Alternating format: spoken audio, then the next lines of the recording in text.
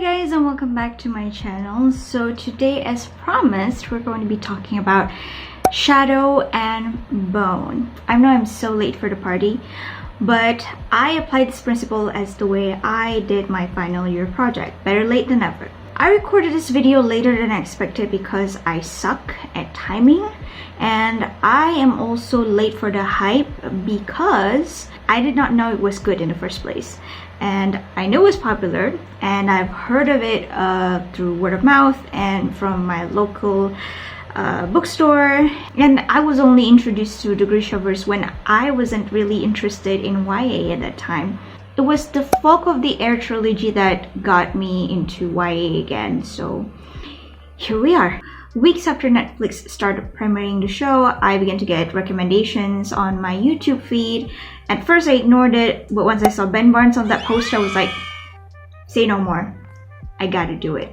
You guys do realize that Netflix keep recommending us handsome British dudes year after year. I'm not complaining. And because of them, I actually rekindled my crush towards Ben Barnes, especially now that he's somehow hotter. Netflix, keep on coming. So what is Shadow and Bone about? Orphaned by the border wars, Alina Starkov is taken from obscurity and her only friend Mal to become a protege of the mysterious Darkling who trains her to join the magical elite in the belief that she is the Sun Summoner who can destroy monsters of the fold. I went into the story not knowing jack shit.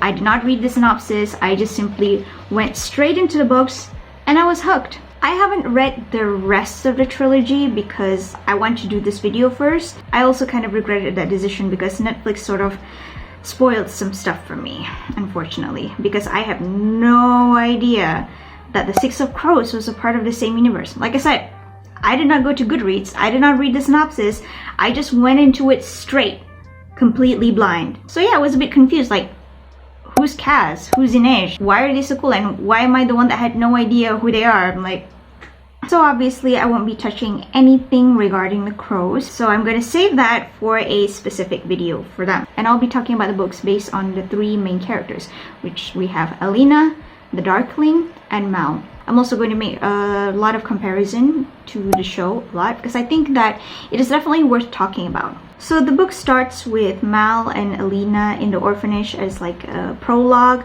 and then we immediately fast forward to adult them, and we're immediately put as Alina and Mal in the First Army into the turbulent world of Ravka and what is the fold and etc, etc. Exposition.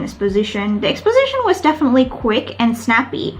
It didn't overstay its welcome. It wasn't awkward, which I think was actually a good sign. The difference in the Netflix series is that they are definitely trying to amplify the Mal and Alina relationship like 10 times more. In the book, Mal and Alina were already part of the team assigned to travel into the fold, but in the Netflix series, only Mal was assigned, and Alina has to find a way to go with him. Alina burned important military documents just so she could get on board with Mal. So you must be thinking, okay, so she just doesn't want to be separated with Mal. That's cute, right?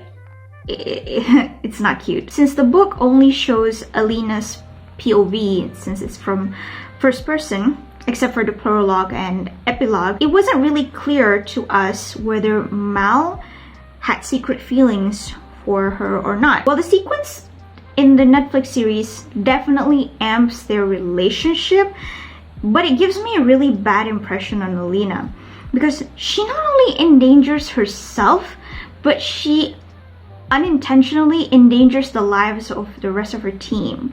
I wish they could actually show her trying to sneak in the skiff. You know, at the very least, it kind of showcases that she is resourceful, maybe a little bit more intelligent, because I mean, it's fine that she wants to board the skiff with Mal. Sure, she has attachment to the guy, but you don't need to endanger your whole team. Okay, you can say that, oh, she doesn't expect for her whole team to be endangered. Are you kidding me right now? She burned a map. Maps are made with a team of people. There are a team of cartographers, not just one person who works on like this huge map. Does she really think that she's gonna be sent all by herself to the fold? I'm sorry, I'm trying to figure out the logic here. Maybe I'm being nitpicking, but so aboard the skiff, they were attacked by Volcra, which are winged creatures, inhabitants of the fold. Realizing that there is no hope for survival, Mal and Alina say their goodbyes until something happens that stops everything. Alina's awake and was immediately taken to the Darkling, who is the leader of the Grisha and the most powerful of them all, aka Hot Ben Barnes. His status is signified by the color that he wears, and also says that he is the only one with that power. I stared, torn between fear and fascination. He's too young, I thought. This Darkling had been commanding the Grisha since before I was born, but the man seated above me on the dais didn't look much older than I did. He had a sharp, beautiful face, a shock of thick black hair, and clear gray eyes that glimmered like quartz. I knew that the more powerful Grisha were said to live long lives, and Darklings were the most powerful of them all. But I felt the wrongness of it, and I remembered Ava's words. He's not natural. None of them are. So yeah, that was a pretty neat description of that signifies what kind of a person the Darkling is on the outside. Having no idea what actually happened inside the fold since she was unconscious, the Darkling made Alina showed her hidden power. Turns out that she's a Grisha, specifically the Sun Summoner, the first of her kind, and is destined to destroy the fold once and for all. So she was immediately taken away to the little palace and separated from Mal. And that is the last time we saw Mal in the book, at the very least until like almost the second half. Alright, from here let's talk about Alina as a character. In the Netflix show, they made Alina half Asian so that they can sprinkle that little bit of racism as flavor. Anyway, it wasn't good. It wasn't exactly bad, but it wasn't, it doesn't really do anything to expand the story. And the racism aspect of it felt really lazy. It's just a way for them to highlight that Alina is a victim. You know, it's just a lazily added obstacle for Alina. Racism is not something that, you know, like a character problem. Racism is the very real problem in society. And the thing is that they made it so inconsistent. Why is Alina the one that is suffering from racism? Why doesn't the Bodkin, whose shoes suffering racism? Why isn't Zoya suffering any form of racism? There's this one scene in the Netflix show that, you know, says that, okay, maybe the Suli people also experience racism themselves, but why isn't Zoya experiencing any? I think that Jessie is terrific as Alina, and especially after knowing her background, I'm so happy that she got her big break, and she did well with the character. I mean, she's adorable, I love her, but more on that later, okay? After joining the Shadow and Bone discussion groups, I was surprised that some people actually dislike Book Alina, and I was like, what? Book Alina was a treat. I like reading from her perspective. She has this sense of dry wit and sense of humor to her that is just, even in the darkest moment of the book, I managed to laugh, and I think that's really great. If you're writing in first person, you need to make the character that your readers are following actually interesting. If your character is dull, it makes the narration and everything just feels really monotonous, and people just drop the book no matter how interesting your story might be later on. In the gathering dusk, I stretched my arms and back and tried to shake the feeling of gloom that had settled over me. It's probably for the best, I told myself. How would I have said goodbye to Mal anyway? Thanks for being my best friend and making my life bearable. Oh, and sorry I fell in love with you for a while there. Make sure to write. What are you smiling at? I whirled, peering into the gloom. The Darkling's voice seemed to float out of the shadows. He walked down to the stream, crouching on the bank to splash water on his face and through his dark hair. Well, he asked, looking up at me. Myself, I admitted. Are you that funny? I'm hilarious. This whole interaction just makes me smile.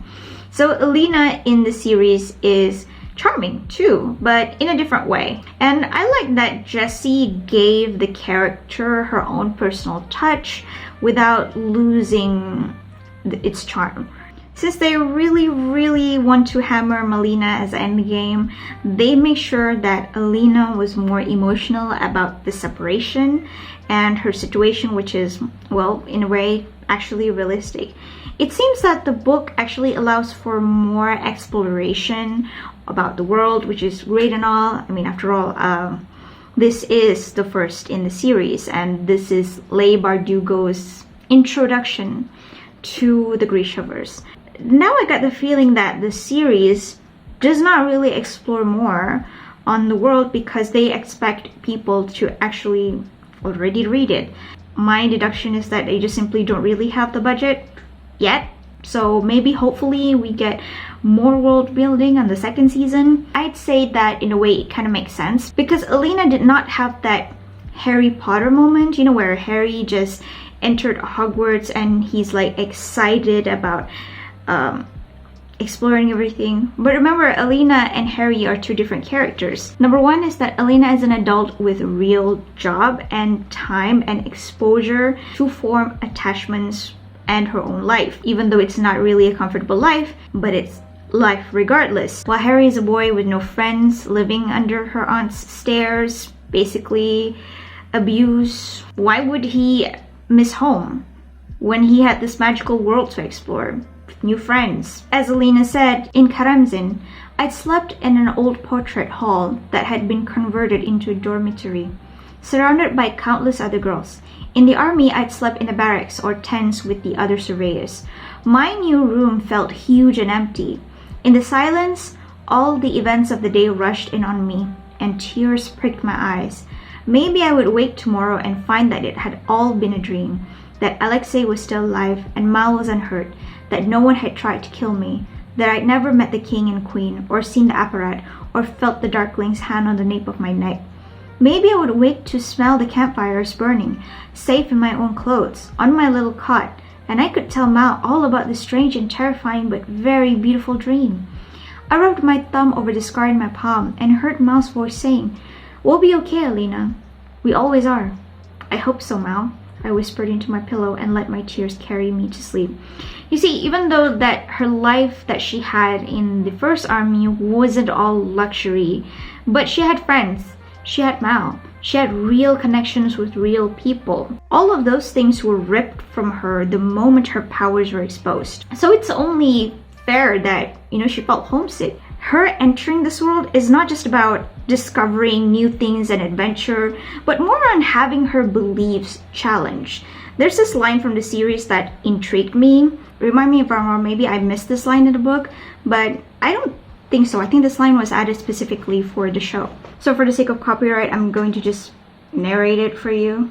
What I've been trying to write among all these scattered words is that I'm afraid. I'm scared, Mal. We grew up reading about a saint who would one day perform a miracle of light and solve our country's problems. And we knew that was a lie. We knew that no stranger ever solved our problems for us. No great miracle was coming. That's why we had each other. The world is hard and cruel, but we had each other and that was enough. That was everything. If saints were once real, they've long since left us. Yet now everyone is looking at me like I'm the answer, like I'm the miracle the world has been waiting for. Or perhaps they know I'm a fraud, an imposter. I'm terrified of failure or success. If I really do have this power, who am I?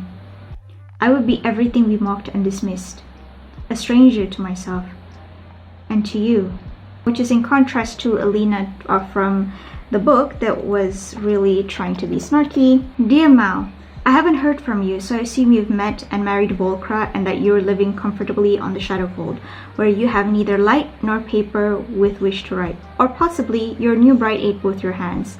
I find this letter is actually my favorite line in the book because it just shows how snarky she is. Based on the line from the Netflix shows, it really does reflect that the First Army does not really have a good perspective on the Grisha's reputation, and it is understandable that she is very, very uncomfortable in her new environment. Now, back to the racism aspect from Alina. Although it wasn't explained well in the series, well, in a way it still makes sense. Like I said, I don't completely hate it.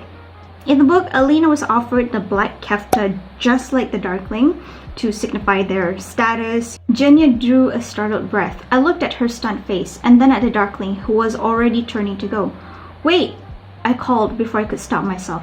The Darkling halted and turned those slate-colored eyes on me. "If it would be alright, I'd prefer to have blue robes. Summoner's blue." "Alina!" exclaimed Genya, clearly horrified. But the Darkling held up a hand to silence her. "Why?" he asked, his expression unreadable.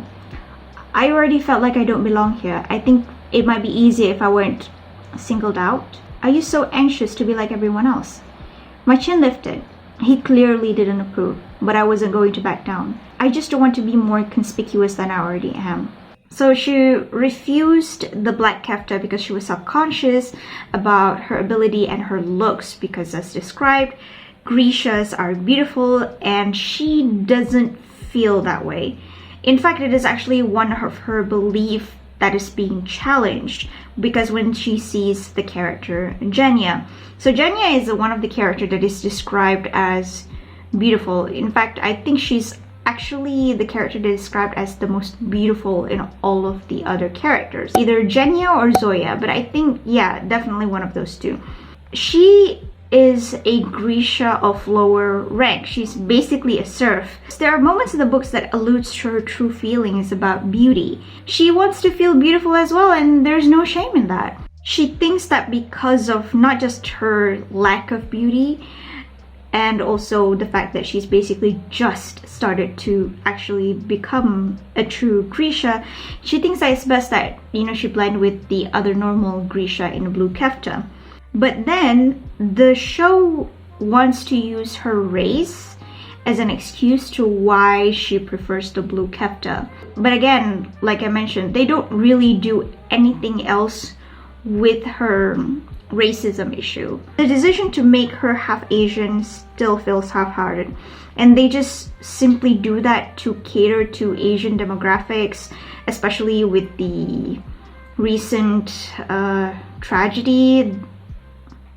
Although I'm pretty sure they did the casting way before that happened, and things just happened to coincide. I don't know. The only thing that this issue adds is Alina's characterization. And then I remember that there's this scene with the Botkin and also with the other Grishas where they learn other languages, and you have Alina in the series who is half Shu. I find it strange that they did not put that scene in the series, because that would have been so perfect.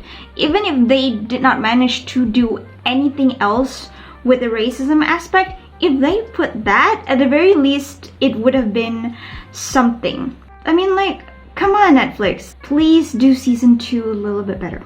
Jessie's Alina relating to her inner conflict of being a Grisha is against her belief is actually a point of conflict that is also tied to Mal. It is only when she let go of that she gains her full potential of her powers. This is one of those changes that they give to Hammer Malina as endgame, making the time when she removes her scars in the series like some kind of a pseudo breakup with Mal. Simply like they want to push a ship together and they sacrifices the strength of the character, and I just don't think that's a good sign. So in this world, Grisha becomes more powerful and lives longer life the more they use their power. In the book, the reason why she looks so sickly is because she uses her strength to suppress her power. In the book, it's beautifully described. It isn't something separate from you.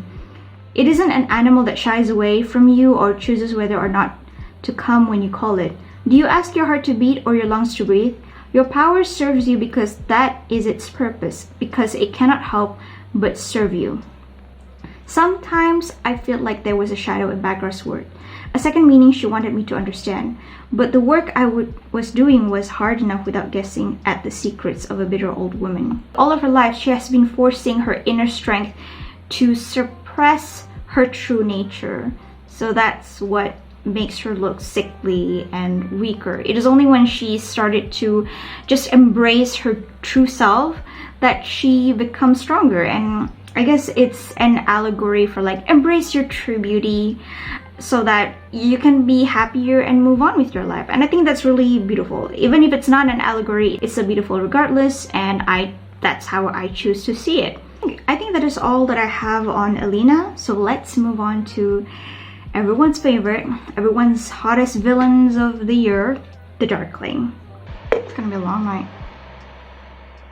I will be referring to him as the Darkling and not the name that Netflix has given him. Or should I say that super spoilers that Netflix has given us. I think it's safe to say that he is probably one of the most, if not the most popular character in the Grishaverse. And then you cast Ben Barnes and he basically exploded. Even to the point of shipping Darkling and Alina, which is exactly what I'm doing right now. I mean, come on, alright? If you're familiar with my first channel, then you know that I am a huge Raylo fan. Darklina is Raylo, except that they actually made Raylo something of a canon.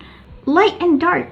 How can I not ship this dynamic? It's just such an appealing yin and yang thing, alright?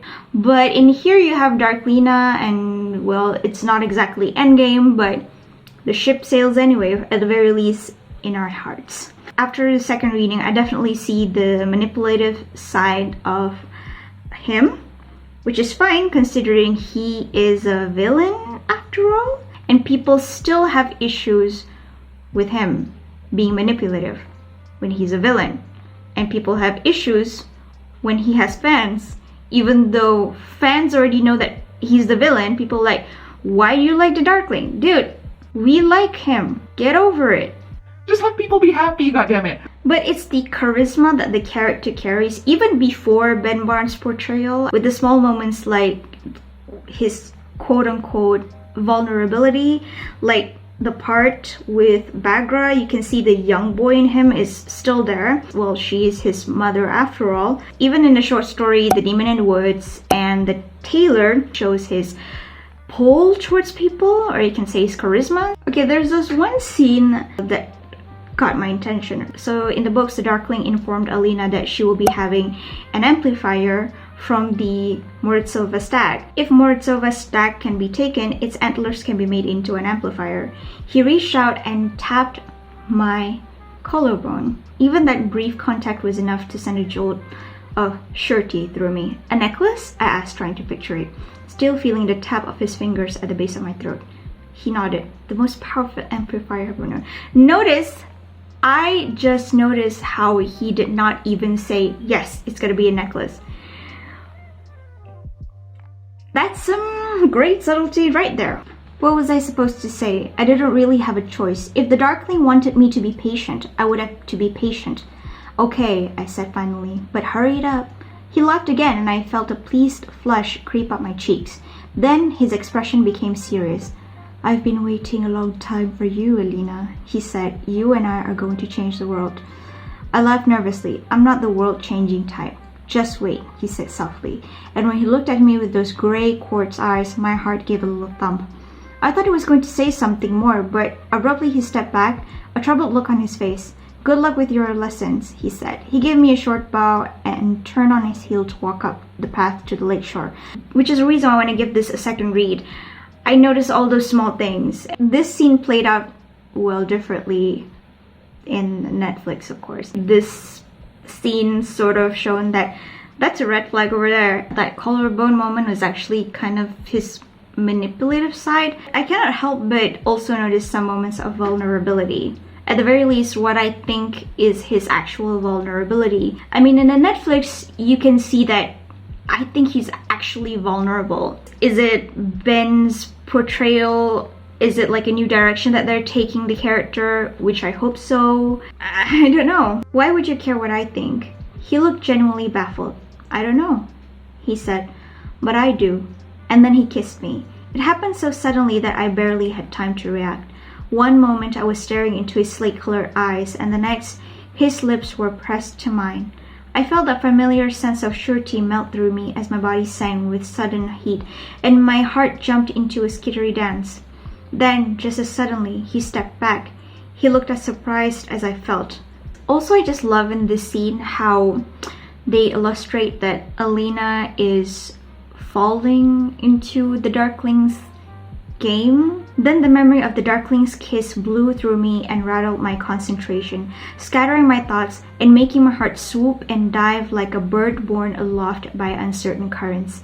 The light shattered, leaving me in darkness. I love this subtle kind of things that Leigh Bardugo is as if trying to warn us. Alina is not seeing these red flags, and trust me, on my first reading I did not see it either. But on my second reading, you notice all these small things that she added, aside from the fact that maybe this is after all the first book in the series. Well, some of the stuff wasn't, as mature. Maybe her later stuff is actually better. But still, it's those little moments that really makes me appreciate Leigh Bardugo as a writer. And I've heard that The Six of Crows is actually much better. So I'm really excited to read those as well. Also, I just noticed that in the books, the Darkling is described with gray quartz eyes, which means the casting choice for Ben Barnes is actually spot on, way better than what Leigh gave us. It just makes sense. The boy with the power of darkness to have dark eyes. I understand that the Darkling has this irresistible pull to him because he is, after all, a human amplifier, and he's basically using his pull to make Alina dance to his tune. I laid the largest box on the bed and pulled off the lid. Jenya squeaked, and I just stood there gaping at the contents. When I didn't move, she reached into the box and pulled out yards of rippling black silk. The sleeves and neckline were delicately embroidered in gold and glittered with tiny jet beads. "Black," Jenya whispered. "His color. What did it mean?" "Look," she gasped. The neckline of the gown was laced with black velvet ribbon. From it hung a small golden charm, the sun in eclipse, the Darkling's symbol. It is, of course, until I realized that the symbol of the Darkling is essentially his darkness devouring her light. So I love how we see those little red flags mixed with Alina's limited POV and the giddiness over the attention that she received. But reading this book the second time, we'll be like, girl, run for the hills! But at the same time, Alina, you see how conflicted I am? But part of me just hopes that his feelings for her, whatever feelings that is, was real in his own way, considering their yin and yang. At the very least, in my heart, OTP all the way. When the Darkling gifted her the kefta, Alina doesn't really have a choice in the book because they're preparing for the feat, and then he gifted her that on that day, and she doesn't really have a choice but to wear that. Of course, she was pleased, but still, it wasn't actually her choice to use that kefta. But in the Netflix series, she got the kefta early on, but it was her decision not to wear it because she wasn't ready. And it was when she's ready, she's like, you know what, dish the blue kefta, black is my color, let's kiss. Even though that happens after her pseudo breakup with Mal, and she just picks the Darkling as a rebound, but okay. Another thing that the Netflix series did better was definitely the kiss scene. Oh yes, Netflix, you did it so well. Some people say book Alina was assaulted, and I was like, bitch, where? We get Alina's perspective in the book, and she wants it just as much as he did. If this is from a third person perspective, then it's not so clear. But it is the Darkling's difference that makes the adaptation so much better. Since we cannot read the Darkling's perspective, there's no way of actually knowing if he was being genuine or not. And I can only assume with my Darklina brain, so I'm basically biased anyway. But in the book for this scene, I get the vibe that the Darkling was merely looking for a way to release his pent-up frustrations, and Alina was there and willing. A giddy laugh escaped me as we slipped inside an empty room lit only by the moonlight pouring in through the windows. I barely had time to register that it was the sitting room where I had once been brought to meet the Queen, because as soon as the door closed, he was kissing me, and I could think of nothing else. I'd been kissed before, drunken mistakes, awkward fumblings. This was nothing like that. It was sure and powerful, and like my whole body had just come awake. I could feel my pounding heart, the press of silk against my skin, the strength of his arms around me, one hand buried deep in my hair, the other at my back, pulling me closer. The moment his lips met mine, the connection between us opened, and I felt his power flood through me. I could feel how much he wanted me, but behind that desire, I could feel something else, something that felt like anger. Elena, do you know what Ivan told me before we took the stage? Tonight, we received word that my men have spotted Woodsv was hurt. The key to the Shadowfold is finally within our grasp, and right now, I should be in the war room, hearing their report. I should be planning our trip north, but I'm not. Am I?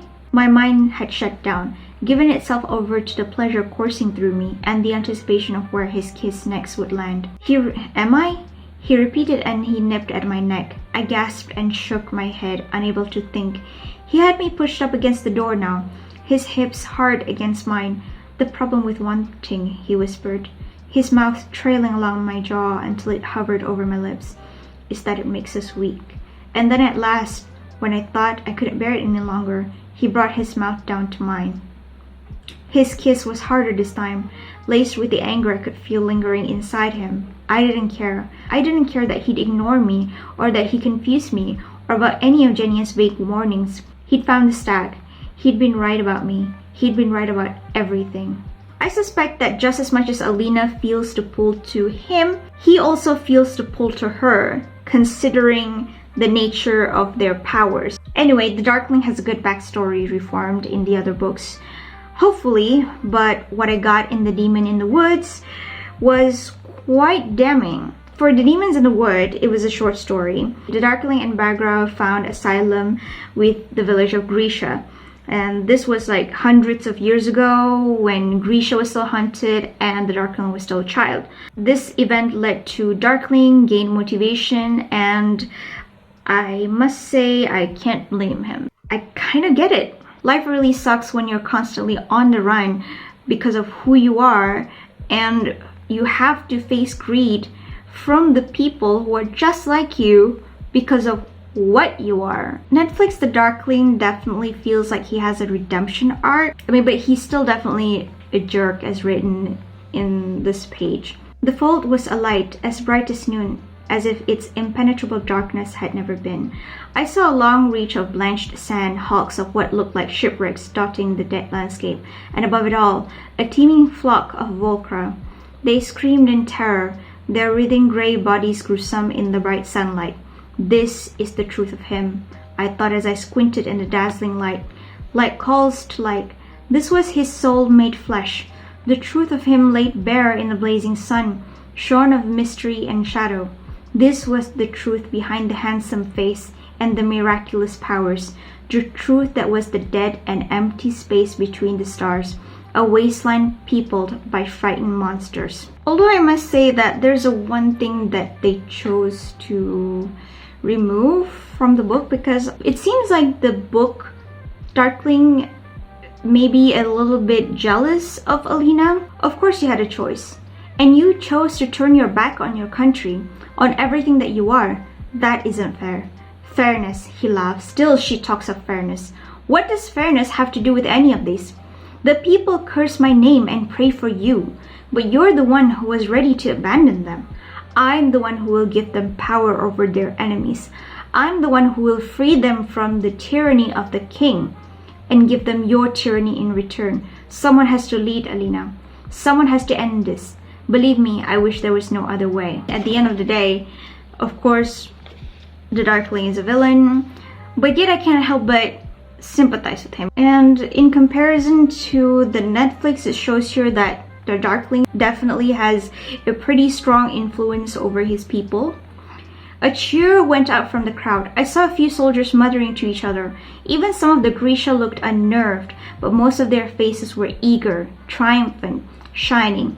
They're hungry for this, I realized. Even after they seen what he can do, even after watching their own people die, the Darkling wasn't just offering them an end to war, but an end to weakness, which also makes sense. He lived for hundreds of years. He has a long time to build his powers, and they're not just going to listen to a girl who just started to become a Grisha for a few months. They have loyalty, even among villains, and for that I can actually respect. Another thing that I want to point out is that, well, in the book, Alina's antlers on the collarbone never actually merged with her, but in the Netflix shows, Alina sort of absorbed it. So I guess like the reason why they do this is to, I don't know, save budget for makeup and VFX. But I don't know, I just kind of like the idea that she's wearing those antlers and she's sort of have a hard time, you know, having to hide that part of herself in the later books. So last but not least, let's talk about Mal. One of the major changes that Netflix makes is they put Mal's POV in the story. I've seen people commented on how he's a jerk in the books, you know, and how he's actually kind of toxic to Alina, between him and the Darkling, like the lesser of two evils. And for me, who only reads the first book, kind of agrees, because there are some moments that just makes me say, whoa, Mal. Whoa. When Mal and Alina reunited, it was definitely better handled for me in the books in comparison to the series. I don't know. The series just made Mal and Alina reunion felt underwhelming. The impact was bigger in the book. It wasn't a pretty reunion, but wow, at the very least it made me feel excited. In the Netflix series, he just found her in the woods. Like, I get it, he is a human GPS, but I was underwhelmed. I mean, in the book, Mal was really jealous of Alina's glow up. I understand that, you know, he was being a jerk, especially knowing how they were, but did you know that it is possible for you to be happy for your childhood best friend? He was like, you have no idea how much I worry for you. And how come you were dancing and flirting like a princess? I'm like, my girl is happy and well dressed and well fed, and you want her to be miserable because you were miserable? Doesn't the hug that she gave you emphasize how much she missed you? Through Mal, Leigh lays the red flag for the Darkling, and Alina was at the time too blind to see it. The clothes, the jewels, even the way you look. He's all over you. The words hit me like a slap. In the dark of the hall, I felt an ugly flush creeping up my cheeks. I snatched my hand from his, crossing my arms over my chest. It's not like that, I whispered. But I didn't meet his gaze. It was as if Mal could see right through me. It was as if he could pluck every fevered thought I'd ever had of the Darkling right out of my head. But on the heels of that shame came anger. So what if he did know? What right did he have to judge me? How many girls had Mal held in the dark? I saw how he looked at you, he said. I liked how he looked at me, I practically shouted. He shook his head, that bitter smile still playing on his lips. I wanted to smack it right off his face. Just admit it, he sneered. He owns you. He owns you too, Mal. He owns us all. That wiped away his smile. No, he doesn't. Not me. Not ever. Oh, really? Don't you have some place to be, Mal? Don't you have orders to follow? Mal stood up straight, his face cold. Yes, he said. Yes, I do. He turned sharply and walked out the door. I mean, since we got Mal's POV from Netflix, I had a little bit of sympathy for him even more.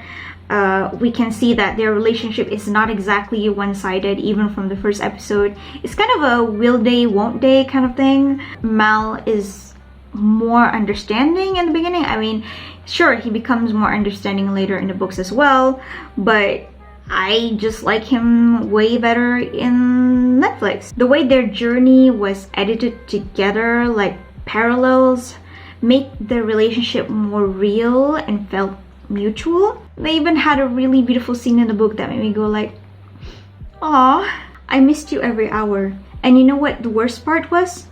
It caught me completely by surprise. I'd catch myself walking around to find you, not for any reason, just out of habit, because I'd seen something that I wanted to tell you about, or because I wanted to hear your voice. And then I realized that you weren't there anymore. And every single time, it was like having the wind knocked out of me. I risked my life for you. I walked half the length of Rafka for you, and I'd do it again, and again, and again, just to be with you, just to starve with you, and freeze with you, and hear you complain about hard cheese every day. So don't tell me we belong together, he said fiercely. He was very close now, and my heart was suddenly hammering in my chest. I'm sorry it took me so long to see you, Alina. But I see you now. He lowered his head and I felt his lips on mine. The world seemed to go silent, and all I knew was the feel of his hand in mine as he drew me closer, and the warm press of his mouth. I thought I'd given up on Mal. I thought the love I had for him belonged to the past, to the foolish, lonely girl I never wanted to be again. I tried to bury that girl and the love she'd felt, just as I tried to bury my power, but I wouldn't make that mistake again. Whatever burned between us was just as bright, just as undeniable. The moment our lips met, I knew with pure and piercing certainty that I would have waited for him forever. And they have 2 kiss scenes, mind you. Anyway, the scenes are pretty. He clutched my hands more tightly, holding them close to his heart. I don't care if you dance naked on the roof of the little palace with him. I love you, Alina. Even part of you that loved him. I wanted to deny it, to erase it, but I couldn't. Another sob shook me. I hate that I ever thought that I ever... Do you blame me for every mistake I made? For every girl I tumbled? For every dumb thing I've said? Because if we start running tallies on stupid, you know who's going to come up ahead. No, I don't blame you. Much. He grinned and my heart flip-flopped the way it always had. We found our way back to each other, Alina. That's all that matters. He kissed me through the bars, the cold iron pressed against my cheek as his lips met mine. We stayed together that last night. We talked about the orphanage, the angry rasp of Anna Kuya's voice, the taste of stolen cherry cordial, the smell of the new mown grass in our meadow, how we'd suffered in the heat of summer and sought out the cool comfort of the music room's marble floors, the journey we'd made together on the way to do our military service, the Suli violins we'd heard our first night away from the only home